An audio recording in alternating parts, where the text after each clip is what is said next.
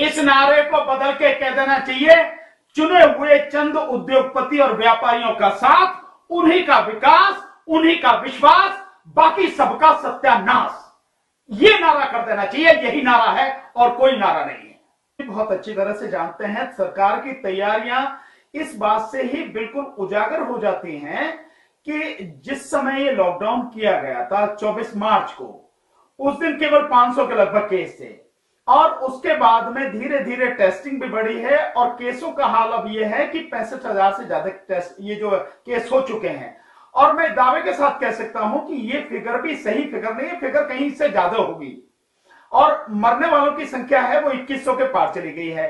तो लगातार आज 47 दिन हो गए, 47 दिन से लॉकडाउन है। लॉकडाउन के बाद भी अगर जो कोरोना संक्रमित लोग हैं उनकी संख्या लगातार बढ़ती चली जा रही है और इसमें एक बहुत बड़ी संख्या आप ये देखें कि डॉक्टर्स की, नर्सेस की, मेडिकल स्टाफ की, पुलिस वालों की, सीआईएसएफ के, सीआरपीएफ के जो लोग हैं उनकी भी जो है मतलब स्थिति जो है वो भी कोरोना संक्रमित होते जा रहे हैं और संख्या बढ़ती चली जा रही है।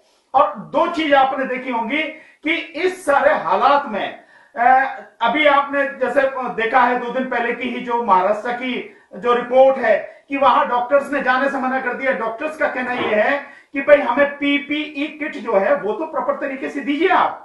डॉक्टर्स ने जो मेडिकल एसोसिएशन से बात की, मेडिकल एसोसिएशन ने कहा है सरकार से कि भाई पीपीई किट तो दें। आप हमसे इलाज करवाने की बात कर रहे हो, हम इलाज करें लेकिन हमारी ही जान संकट में, माना अब हम ही को कुछ हो जाएगा तो हम किस घर बैठेंगे, हम क्या करेंगे, उसमें हमारा परिवार क्या करेगा।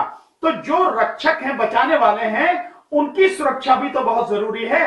अगर डॉक्टर्स ये बात कर रहे हैं और नर्सिस का तो आपने देखा ही कि शुरू में जब हुआ था, जो उत्तर प्रदेश की नर्सिस की जो एसोसिएशन है उसकी जो जनरल सेक्रेटरी हैं उन्होंने बहुत खुल के बात की।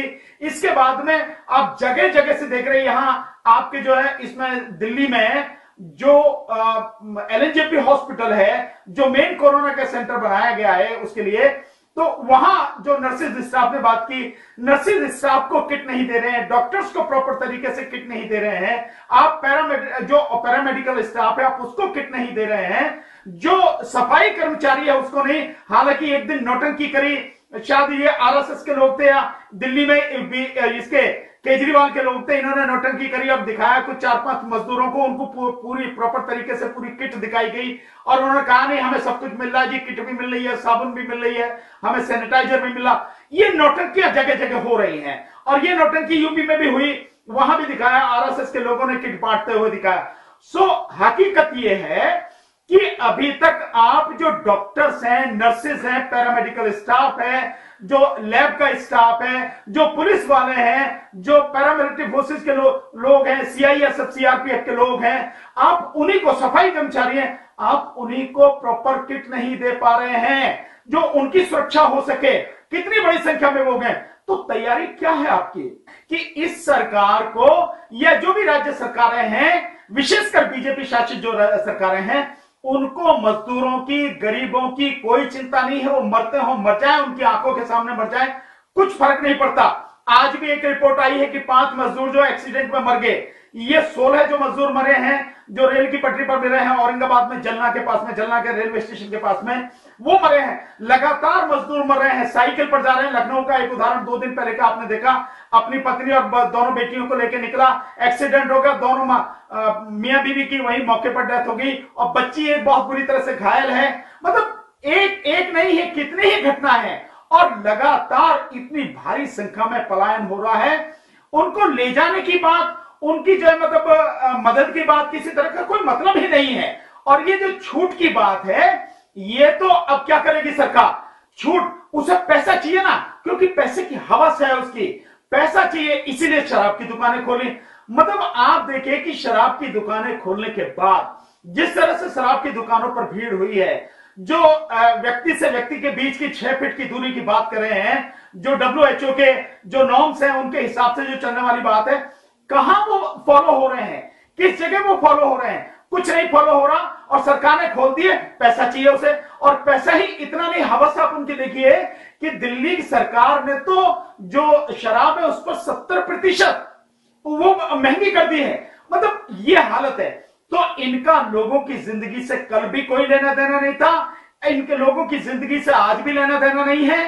कल जब ये खोलने की बात करेंगे, हालांकि हो सकता है छूट दें, पर जहां तक जी मैं समझता हूं 17 तारीख के बाद भी कम से कम 2 हफ्ते के लिए ये लॉकडाउन बढ़ेगा। क्योंकि अगर सरकारों में जरा भी शर्म लिहाज बची है, और वो जो मीडिया, जो दलाल मीडिया है, जो गुलाम और गोदी मीडिया है, वो इस बात पे क्यों नहीं चर्चा करता है कि जिन तबलीगी जमातियों की बात कर रहे हो, उन्होंने तो इतना बड़ा काम किया कि तुम सोच नहीं सकते। अभी एक मैंने न्यूज सुनी है कि 10 लाख रुपए में एक लीटर जो है खून यूरोप में वो मिल रहा है। जो कोरोना संक्रमित लोग हैं वो ठीक हो गए हैं, उनके उसके लिए प्लाज्मा के लिए इतने, और यहां पर 300 तबलीगी जमात के लोगों ने अपना खून दान किया है प्लाज्मा के लिए, ताकि कोरोना संक्रमित लोगों की जान बच सके, उन तबलीगी जमात के लोगों की। और एक चीज और आप देखिए कि वो तबलीगी जमात के जो लोग हैं 3000 की संख्या में, आज भी 14 दिन के लिए क्वारंटाइन किया था उन्हें, 14 दिन निकल गए, 14 आज ये समझिए कि 10 तारीख उन्हें तकरीबन 40-42 दिन हो गए, उन्हें आज भी छोड़ा नहीं गया है। दिल्ली सरकार क्या करिए, तो तबलीगी जमात को तो बदनाम करने का, उसको लेकर हिंदू मुस्लिम का जो इनका एजेंडा है वो करते हैं, ताकि जो असली मुद्दे हैं उनसे जो है लोगों का ध्यान भटकाया जा सके। यही सारा सब कुछ कर रहे हैं। अब रही केवल इसकी बात नहीं है, उस तरह के कितने धार्मिक संस्थान हुए, आपने वहां का महाराष्ट्र का देखा जो आया था, और जब न्यूज चली तो रातों रात उनको जो महाराष्ट्र प्रशासन ने वहां से सबको भगाया। 1500 लोग थे वहां पर, एक संप्रदाय के इकट्ठे इसी दौरान थे। इसी तरह, और दूसरा जो है, जो ये बात कर रहे हैं शराबियों की, सरकार को पैसा चाहिए, लोग मरते हो तो मर जाएं, ये कहां गया मीडिया? अब इन्हें नहीं दिखता सोशल डिस्टेंसिंग कहां है, व्यक्ति से व्यक्ति के बीच का जो 6 फीट का फासला है वो कहां गया? भाड़ में।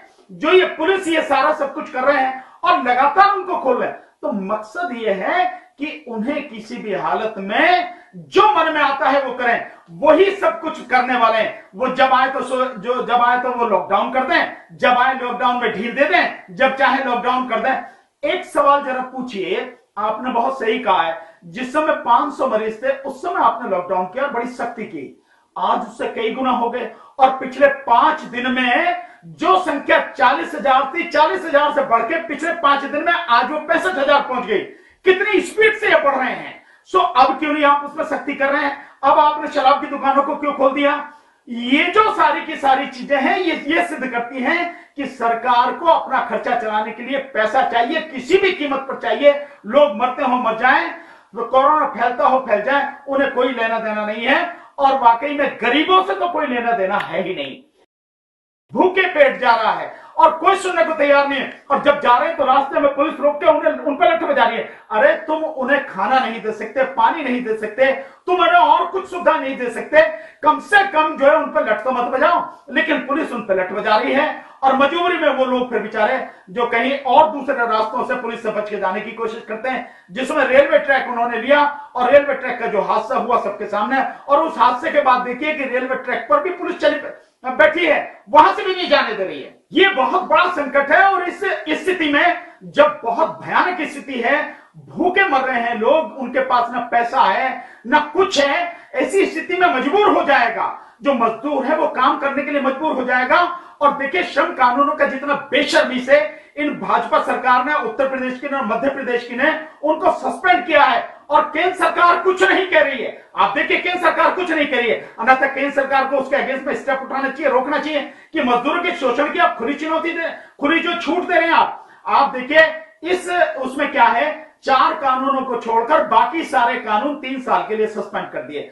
अब मजदूर अपने उसके लिए ना तो किसी कोर्ट जा सकेगा, ना जो इनके लेबर कोर्ट हैं जो वहां जा सकेगा, ट्राइब्यूनल है ना वहां जा सकेगा, और ना ही उसे कितना जो वेतन मिलेगा, ना इसके विषय में कुछ आवाज उठा सकेगा। वो कैसी परिस्थितियों में काम कर रहा है उसके लिए आवाज नहीं उठा सकेगा। और 8 की जगह अब उससे 12 घंटे काम लेंगे, और पूरे हफ्ते में 72 घंटे काम लेंगे। तो शर्म नहीं आना चाहिए, सरकारों को डूब के मर जाना चाहिए। मैं तो सीधे कहूंगा कि ये सरकारें इस कोरोना की आड़ में बिजनेसमैनों का, पहले से भी ये बिजनेसमैन और ये सारे खून चूसते ही रहे हैं गरीबों का, मजदूरों का, अब तो इन्होंने बिल्कुल ये धंधा बना लिया। और इतनी बुरी तरह से आप देखिए कि ये जो लोग कह रहे हैं कि 20 लाख, अभी मैं एक न्यूज देख रहा हूं कि 20 लाख लोगों को रोजगार देने की बात कही शायद न्यूज 24 या कुछ करके है, जिसपे एक ही हेडिंग है कि उत्तर प्रदेश सरकार ने 20 लाख मजदूरों को नौकरी देने की, रोजगार देने की बात है ना है। अरे आप 20 लाख लोगों को रोजगार देने की बात कर रहे हो या 20 लाख मजदूरों का खून चूसने की बात कर रहे हो? आप मतलब क्या बात आप कर रहे हैं? आप पहले लोगों को रोजगार नहीं दे सके, अभी क्या दे देंगे आप रोजगार? जिस तरह से पूरी दुनिया बंद है, पूरा देश बंद है, इस सबके लिए जो आप माल बनाएंगे उसे बेचेंगे भी तो सही। कहां बेचेंगे आप? किस जगह बेचेंगे आप? और माल आपको, कच्चा माल भी तो चाहिए आपको। तो ये जो सारे श्रम कानून है ये मजदूरों का खून चूसने के लिए है, और इससे ज्यादा अमानवीय कुकृत्य और कोई हो नहीं सकता। यही जो सुप्रीम कोर्ट ने जरा जरा सी बात पे सो मोटे एक्शन ले लेती है, क्या इन कोर्टों को, सुप्रीम कोर्ट को, हाई कोर्ट को ये नजर नहीं आ रहा है कि ये सो मोटो एक्शन लेना चाहिए और ये जो कानूनों को सस्पेंड किया है 3 साल के लिए, इस पर तुरंत लोग रोक लगाई जानी चाहिए, और जैसे पहले सारे कानून है वो सारे कानून मजदूरों के लिए बहाल करने चाहिए। तो इससे समझ में आ जाएगा आपको कि न केवल राज्य सरकार है, केंद्र सरकार है, अदालतें, ये सारे के सारे, और बिजनेसमैन और इनका जो है गोदी मीडिया, सारे मिले हुए हैं। सब लोग खून चूसने पर लगे हैं मजदूरों का, और कुछ नहीं है। सरकारें मजदूरों के लिए नहीं है, गरीबों के लिए नहीं है, शोषित पीड़ित लोगों के लिए नहीं है, दुखी लोगों के लिए नहीं है। उनके पैरों के छाले, मजदूरों के पैरों के छाले इन्हें दिखाई नहीं देते, उनकी पेट की भूख इन्हें नहीं दिखाई देती, प्यास दिखाई नहीं देती, उनके जो लठ मारे जा रहे हैं, जो उनकी पिटाई की जा रही है, वो जो इनकी जो बेरहम पुलिस है जिसके माध्यम से ये सारा सब कुछ हो रहा है, करवा रहे हैं, वो इन्हें दिखाई नहीं देते हैं। उनकी पीड़ा किसी तरह से दिखाई नहीं देती है, वो गर्भवती महिला दिखाई नहीं देती हैं, वो जो हजारों किलोमीटर चल के जा रही हैं। ये वही बात कहती थी ना, बेटी बचाओ बेटी पढ़ाओ, सारे के सारे सब केवल वो रह गए हैं, नारे रह गए हैं। मुझे एक अभी ये दूसरा जो वो किया था, दूसरी बार जो लॉकडाउन बढ़ाया था, तब माननीय प्रधानमंत्री जी ने एक बात कही थी, शायद मन की बात में कही थी उन्होंने, या नहीं, जिस समय वो बढ़ा रहे थे उसी समय कही थी मजदूरों के विषय में कि मुझे, मेरे मन में उनके लिए बड़ी पीड़ा है और मैं उनके दुख दर्द दूर करना चाहता हूं, उनके लिए करना चाहता हूं। दिखाई नहीं देता ये, जो बच्चे हैं वो दिखाई नहीं देते, जो मजदूर मर गए वो दिखाई नहीं देते। मजदूरों के खून पसीने के बाद, उनका खून चूसने के बाद हम आगे बढ़ने की बात कहते हैं, और जब उन्हें जरूरत हो तब हम उन्हें रोटी पानी नहीं दे सकते, पैसा नहीं दे सकते, उनकी किसी तरह से मदद नहीं कर सकते, उन पर उल्टे लठ बजाते हैं। तो ऐसे कानून का, ऐसे जो मतलब आगे बढ़ने का, ऐसे विकास का, ऐसे उद्योग का, मैं कहता हूं कल नहीं आज अभी उस पर ताला लग जाना चाहिए। इसकी कोई जरूरत नहीं है हमें। इंसानियत को देखो पहले। देखिए, मैं मानता हूं कि जो मजदूर संगठन जो भी कर रहे हैं वो बहुत जरूरी है, उन्हें करना चाहिए, लेकिन मुझे विश्वास है कि इन अदालतों को उनकी मजदूरों की पुकार जो है वो सुनाई नहीं देगी। क्योंकि अगर आप देखें तो प्रवासी मजदूरों के विषय में एक पिटीशन पड़ा था, सुप्रीम कोर्ट ने उससे जवाब मांगा, जो उसके लिए जो नोटिस भेजा, तो सरकार से पूछ रही है कोर्ट कि भाई क्या इनको इनके गांव में जाने दे सकते हैं? ये आपको पूछने की क्या जरूरत है? सुप्रीम कोर्ट ये क्यों पूछेगा कि क्या इनको गांव में जाने देते हैं? आप ये कहिए उसको, जो सरकार है, सरकार को कहिए ये पिटीशन आया है, इसका जवाब दीजिए, आप उसका जवाब आने दीजिए, जो भी वो कहते हैं, उसके बाद आप डिसाइड कीजिए, जब आर्गुमेंट होगा, और तब आप डिसाइड कीजिए। आपके पास आए हैं ना, आप सरकार से पूछ रहे हैं, तो क्या आप जैसे सरकार चाहेगी वैसे करेगी कोर्ट?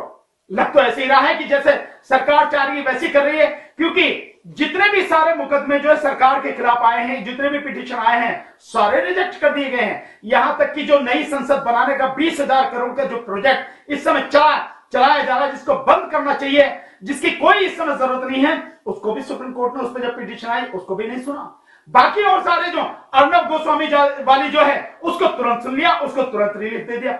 सो अदालतें भी, मैं मानता हूं कि अदालतों की अंतरात्मा अगर बची है, संवेदना अगर बची है, बहुत ध्यान से सुनना चाहिए, तुरंत सुनना चाहिए मजदूरों की इस पुकार को, मजदूर संगठनों की इस बात को, और उसके बाद में बहुत सही तरीके से मजदूरों की सारी स्थिति को देखते हुए निर्णय करना चाहिए।